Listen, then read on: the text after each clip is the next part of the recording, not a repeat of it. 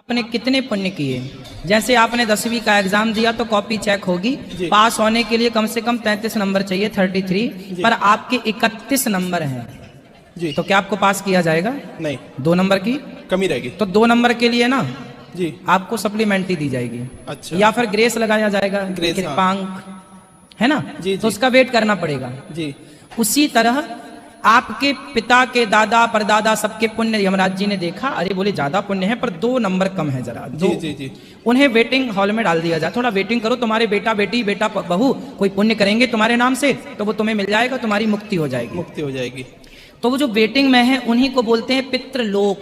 अच्छा, वो एक्चुअली पितृलोक है। जैसे मृत्यु लोक में हम, स्वर्ग लोक में देवता, सत्य लोक में ब्रह्मा, शिव लोक में शिव जी, वैकुंठ लोक में भगवान नारायण, साकेत लोक में राम जी, गौलोक में भगवान कृष्ण, ऐसे पितृ लोक में पितर रहते हैं हमारे पूर्वज जो दक्षिण में है। इसलिए घर में, इसलिए आपको अपने घर में जब सोना होता है, पति पत्नी घर का जो मुखिया होता है वो सिर हमारा पत्नी का और पति का हमारा दक्षिण की तरफ होना चाहिए, दक्षिण की तरफ पाँव नहीं, क्योंकि पाँव करेंगे तो हमारे बाप दादों की तरफ पाँव होगा जी, तो सिर करके सोया जाता है, इसलिए दक्षिण की तरफ सिर करके सोना चाहिए। अच्छा, हाँ। अच्छा। और फोटो भी पूर्वजों की दक्षिण दिशा में ही लगाना चाहिए जी जी हाँ जी। और बताओ। अच्छा महाराज जी, मैं ये कह रहा था कि वो सदैव के लिए तो पितृलोक में नहीं रहते, वो उनके 2 नंबर कम है ना जी। अब 2 नंबर आप दे दो उनको जी, उनके लिए नाम से पिंडदान कर दो, श्राद्ध कर दो, उनके नाम से भागवत जी की पोथी कराओ, 2 नंबर हुए कि छुट्टी मुक्ति जी जी। तो आजीवन हमें मतलब पितृपक्ष में उनके लिए जल अर्पण करना चाहिए आजीवन। हाँ देखो ना, 1 लोटा जल में क्या जा रहा है? नहीं जा तो कुछ नहीं रहा, पर एक मतलब ये कॉन्सेप्ट मुझे क्लियर नहीं था कि वो मतलब पितृलोक में कैसे रहते हैं। आज आपने बताया तो समझ में आ गई। जी जी बिल्कुल बिल्कुल, धन्यवाद महाराज, खुश रहिए। बाबा को कोट कोट प्रणाम। मैं लखनऊ से आया हूँ बाबा आपका दर्शन करने के लिए, बहुत अच्छा मौका मिला। अभी ट्रेन मेरा 8 बजे है, लेकिन मौका मिल गया बाबा आपसे बात करने का। ट्रेन 8 बजे की है तो 8 तो बज रहे हैं, बस चले जाएंगे, लेट अभी है, ट्रेन लेट है, चले जाएंगे। अच्छा लेट कितने? आपका दर्शन हो गया, आपसे बात भी होने के लिए बहुत, फिर ठीक है बाबा। मैं ये पूछना चाह रहा हूँ, मैं जब छोटा सा था तो गांव में लोग कहते थे कि नौकरी नहीं मिलेगी, चाहे मतलब, तो मुझे मन में आया कि नौकरी आखिर कैसे नहीं मिलेगी, तो मैंने अपने दिल में इच्छा जाहिर किया कि कैसे नौकरी मिलेगी। तो मैंने उसके बारे में गहन किया, तो मैं अपने गुरुदेव से बात किया जो कक्षा 5 में पढ़ाते थे। हाँ। उन्होंने बोला कि तुम कर्म करो, फल देने वाले ऊपर वाले हैं। मैंने कर्म किया और मुझे नौकरी मिल गई। अब बाबा मैं ये जानना चाह रहा हूँ कि अब मैं जब नौकरी पा गया हूँ, अपराध को देखता हूँ, जैसे मतलब कोई थूक रहा है चाहे कोई चीज, तो अंदर अंदर बहुत गुस्सा लगती है कि एक आदमी क्यों थूक रहा है, इसको मैं अपने आप को कंट्रोल कैसे करूँ, इसमें मुझे बाबा शक्ति नहीं मिल पाती है। कोई थूक रहा है तो जैसे कोई भी गलती कर रहा है, थूक रहा है, चाहे कोई चीज तोड़ रहा है, जैसे लगता है वो राष्ट्र प्रेम हमारे अंदर इतना जग गई है कि मुझे लगता है कि वो अपराध कर रहा है। हाँ, एक तरह का अपराध तो है, थूकना नहीं चाहिए। वहीं कहीं कोई लोग पान खाएंगे, पिचकारी मार देंगे, गुटखा खाएंगे और थूकते रहेंगे, ये सब गलत है। पृथ्वी माता है हमारी, इस माता में इस तरह से अपमान माँ का नहीं करना चाहिए। तो ठीक है, अब देखो आप तो समझा ही सकते हैं, हम भी समझा ही सकते हैं, पर कोई थूके तो उसके मुंह में तमाचा मार नहीं सकते। वो 60 हम समाचार थे, बोलते थे गुरुदेव, बोलते 60 हम समाचार, जैसा कोई व्यवहार करा उसी तरह से व्यवहार करना चाहिए। लेकिन मुझे ये लगता नहीं है बाबा कि अगर इस तरह से किसी साथ हम व्यवहार करेंगे, वो व्यक्ति क्या मुझे प्रतिक्रिया देगा। मैं अगर उसको गाली दूंगा तो बोलेगा कि मुझे गाली दे रहा है, तो बाबा मैं अपने आप को कंट्रोल कैसे करूँ? नहीं, आप कंट्रोल करो, आप कर भी केवल समझा सकते, समझाने का अधिकार है। आजकल तो स्कूलों में भी टीचर को मारने का अधिकार नहीं है, पढ़ा सकते हैं आप, गलतियों में मार नहीं सकते, तो फिर आप गुटखा खाने वालों को मार कैसे सकते हैं? वही बाबा मैं अपने मारा आप को तो नहीं कंट्रोल जा नहीं कर पा सकता, रहा हूं। समझाया जा सकता है।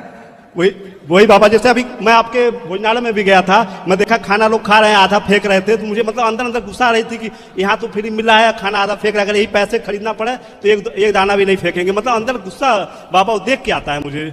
ठीक है, आपका गुस्सा जायज है, लेकिन आपको इतना गुस्सा नहीं करना चाहिए, खुश रहना चाहिए। ठीक है, जो हो रहा है आप समझाओ, लोगों को जो गलती करता मिले बिठाओ, बोले भैया हमारी एक बात सुन लो, तुम गुटखा क्यों खाते हो, तुम्हारा उससे ये बोला करो, तुम्हारे मुंह से बहुत गंध आ रही है, बहुत गंध आ रहा तुम्हारा मुंह, तो वो उसको शर्म तो आएगी।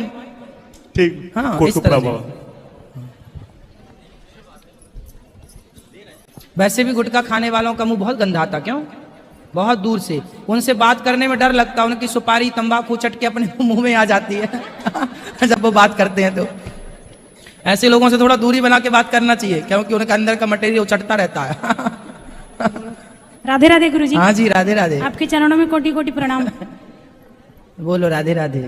खुश रहिए। रायपुर में मिले थे लेकिन बात नहीं हो पाया आपसे, बोले कि वृंदावन आना, जिसका प्रश्न छूट गया वो हम चले आए वृंदावन। अच्छा, छत्तीसगढ़ तो बिलासपुर केवल से। प्रश्न पूछने के लिए आए हैं? कुछ परेशानी भी है, छत्तीसगढ़ बिलासपुर से आई हूँ। हाँ हाँ पूछो। मैं अपने तीनों बच्चों को लेकर आई अभी हूँ। कथा थी, हमारे कृष्णा भैया ने कथा कराई थी, बहुत बढ़िया कथा कराई हमारे भैया कृष्णा जी ने और कान्हा जी ने, और बहुत सुंदर उन्होंने व्यवस्थाएं की वहाँ पर, बहुत लोगों को अच्छा लगा। सुनाइए। वैसे तो बोलना नहीं चाहिए गुरुजी, आज बताए कि पति परमेश्वर होते हैं करके। आज ही सुना आपने? हाँ आज ही सुना। इसके पहले नहीं मैं जानती? कब से सुन रही थी लेकिन आज ही बताए, और आज ही मैं सवाल कर रही हूँ तो मेरे को ठीक नहीं लग रहे हैं कि सुन के भी सवाल कर रहे हैं ऐसा करके। तो मेरे पति थोड़ा बिगड़ैल हैं, मैं 12 साल से साथी आई हूँ। पति कहाँ है? पति घर में है। तो बिगड़ैल है तो ले आते हैं हम, सुधार वो आना नहीं चाहते यहाँ, मांस खाते हैं, शराब पीते हैं और उसका थोड़ा आचरण ठीक नहीं है। तो आप यहाँ बोलेंगे उनके बारे में, उन्होंने सुना तो बाद में बोलेंगे नहीं तो कि? वो सुने ताकि, और यहाँ आए माथा टेकने करके मैं तीनों अपने बच्चों को लेकर आ गई यहाँ। अच्छा, बाद में कोई आपको दिक्कत तो नहीं जाएगी? दिक्कत नहीं जाएगी। तो फिर बोलो खुल्लम खुल्ला। वो दूसरे के चक्कर में रहते हैं लड़की कौन के। है वो दूसरी? दूसरी है, लड़की है कोई। तो आपको जानती है उसको? जानती हूँ मैं, और उसका तो फोटो उसकी तो छाती में मूंग धरो। नहीं कर पाऊंगी ना वैसे, कुछ करेगी तो मेरे घर से निकल जाना, घर में मत आना। कौन बोलता था? मेरे हस्बैंड बोलते हैं। अरे हस्बैंड के बोलने से क्या होता है? तो बोले तुमको दूसरी औरत के चक्कर में रहने दें? और कहीं इधर उधर होती रहती स्थान में उसी को ले जाते हैं, मेरे को कहीं नहीं ले तो जाते उसके हैं। बाल पकड़ के थोड़ा दो उसको तरीके से प्रसाद। प्रसाद। आप तो लीगल हो, वो लीगल है। तो आपका तो अधिकार है। पत्नी कौन? जो अपने पति को गलत राह पर चलने से बचाए। ये नहीं कि पति उसके संग घूम रहा है तो आप रो रही हो ना जी। यदि स्त्री दुर्गा है तो चंडी और काली भी है। जरूरत पड़े तो छाती में चढ़ के ढिसुम ढिसुम 4-6 जमाओ कलमुही के, दांत बाहर आए उसके, बुखलू हो जाए। हाँ। वो सब जो चीज आपके मैं- पति पर डोरे डाले ना तो जमाओ। आप लोगों को, सारी महिलाओं को बोल रहे हैं, आपके पति यदि किसी भी स्त्री के चक्कर में पड़े तो उस स्त्री के घर जाओ, बस आपके पास प्रूफ होना चाहिए कि हमारा आदमी इस औरत के चक्कर में है, और उसकी पहले तो समझाओ प्यार से, मान जा। नहीं समझाई उसको। कंप्लेंट proof भी करो है। पुलिस को, मेरे पास प्रूफ है। मैं पुलिस उसको को कंप्लेंट करो। तो कंप्लेन करने जा रही थी तो बोले कि कंप्लेन करेगी मेरा बेइज्जती होगा, मैं ऐसा नहीं हूँ। प्रूफ के बावजूद भी बोल दिया, झूठ बोल दिया, अपना गलत साबित नहीं करा। वो नहीं, आ ही नहीं रहे। आपको अपने पति को बचाना चाहिए और आप भिड़ जाओ। इसीलिए मैं यहाँ स्त्री को दुर्गा के टाइम पे दुर्गा रहना चाहिए और काली के टाइम, हाँ। नहीं गुरुजी, मैं ये सोच के आई थी कि मैं यहाँ जाऊंगी वृंदावन तो मेरे को ढूंढते ढूंढते यहाँ आ जाएंगे, हो सके उसका जिंदगी संवर जाए, यहाँ बाके बिहारी को माथा टेक के तो जाए। आए? तो वो तो नहीं आना चाहते हैं। तो अब वो चक्कर में है क्यों? वो तो चाहती हैं आप जाओ, वो तो वहां होंगे उसके संग। तो फिर मैं क्या करूं? आपको क्या करना है? आप जाओ, कलमुही को देखो। बस गुरुजी आपका आशीर्वाद चाहिए। उसके ढिसुम ढिसुम जमाओ 2-4, बात करेगा ठीक करो उसको। थोड़ा सा। गुरुजी आप मेरे बेटा आपके गुरुकुल में पढ़। गुरु जी कहते हैं पति परमेश्वर होता है, ये मैं जरूर कहता हूँ, लेकिन उसमें परमेश्वर वाला गुण भी होना चाहिए। यदि पति परमेश्वर वाला काम न करे, शैतान वाला काम करे, वो मांस खाए, शराब पिए और अपनी पत्नी पर अत्याचार करे, तो ऐसे पति को परमेश्वर नहीं मानना चाहिए।